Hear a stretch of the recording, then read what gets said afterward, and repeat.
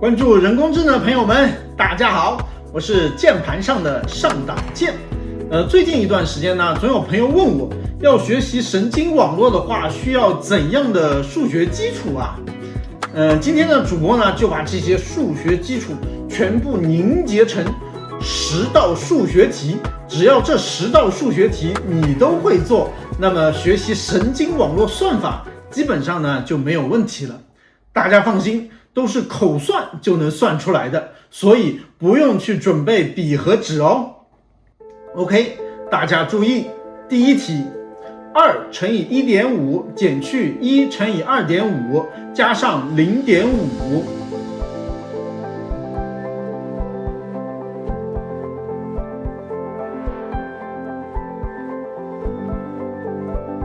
答案是1。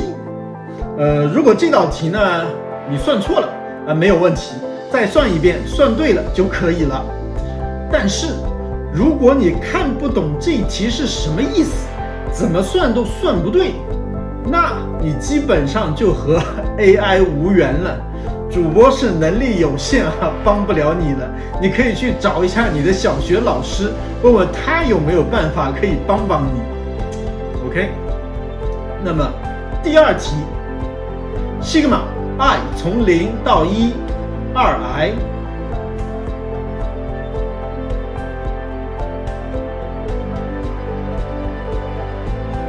这道题主要是看你认不认识求和计算符西格玛，因为组成神经网络的神经元的数学模型是一个西格玛求和。计算本身呢非常简单，我们代入 i 等于0 ，2乘以0得0，代入 i 等于1 ，2乘以1得2，两者相加，最后的答案就是2。你算对了没有呢？再强调一下，算错没有关系，知道怎么算，那也就算答对了。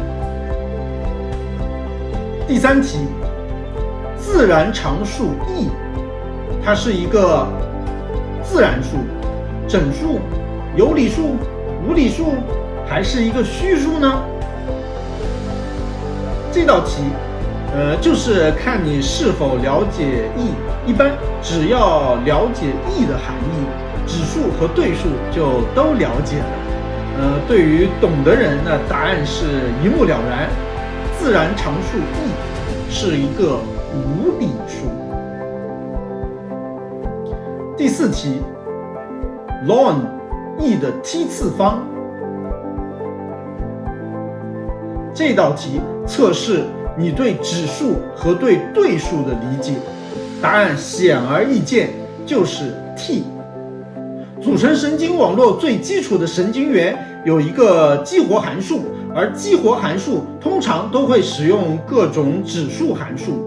了解指数和对数的基本概念和操作，那是最基本的要求哦。OK， 第5题 ，f(x) 等于 x 的平方，求 f(x) 的导数。这道题算是微积分里面最简单的题目了，答案是 2x。第6题，那么已知 f(x1 x2) 等于 x1 的平方加上 x2 的平方，求 f 的梯度。从这道题开始我们就上难度了啊！很多朋友不知道梯度是什么意思。那么要计算梯度呢，就首先要了解偏导的含义，同时还要知道向量的意义。梯度就是多元函数上某点增长最快的方向和大小。这道题的答案是括号里面括号 2x1 逗号 2x2。梯度是神经网络学习的方法梯度下降法的最基本概念。只有搞清楚梯度是什么，才有可能弄明白神经网络是如何学习的。第7题，矩阵 A 等于1、2、3、4、5、6，求矩阵 A 的转置。这道题对于了解矩阵运算的朋友来说，那也是非常简单的。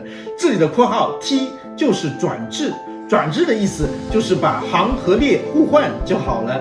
答案就是1、4、2、5、3、6。第八题是两个矩阵相乘，它们分别是第一个矩阵1、2、3、4乘以第二个矩阵0、1、0、0。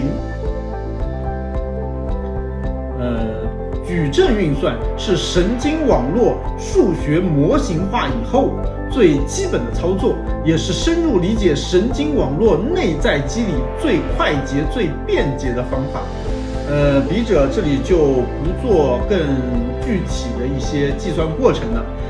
如果你不会算，或者说不知道怎么算的话，你需要补充一下线性代数的课程哦。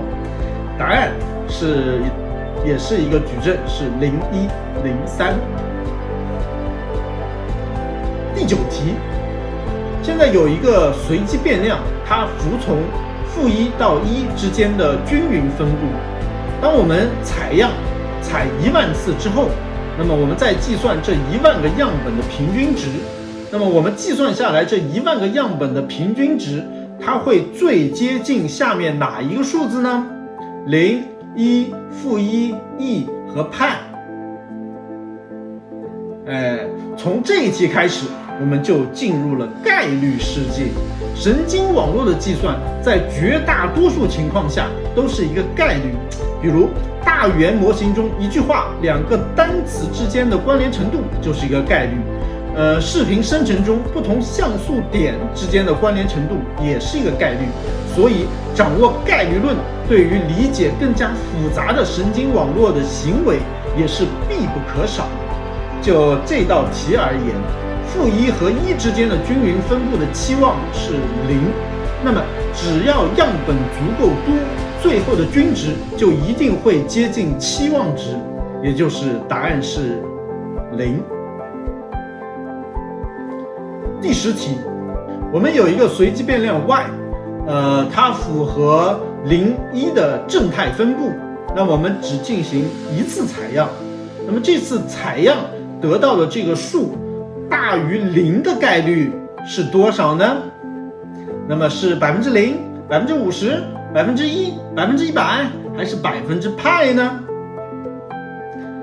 我们知道，对于0、1的正态分布，期望值就是0，而大于0的概率就是50%。这道题也是概率论中最基础的一道概念题啊。好了，这10道题都已经全部出完了。你猜对了，你做对了几道题呢？如果是猜对的答案，那可不算对哦。如果10道题全都做对了，那么恭喜你， AI 算法的那点数学对你来说已经基本不在话下了。如果10道题里面只会6道题，那么学习神经网络算法呢，会遇到一些困难，但是呢也不是不可以克服的，只要再去补充一下欠缺的内容，最终呢也是可以看懂的。不过呢，如果你只对了4道题，或者连4道题都对不了，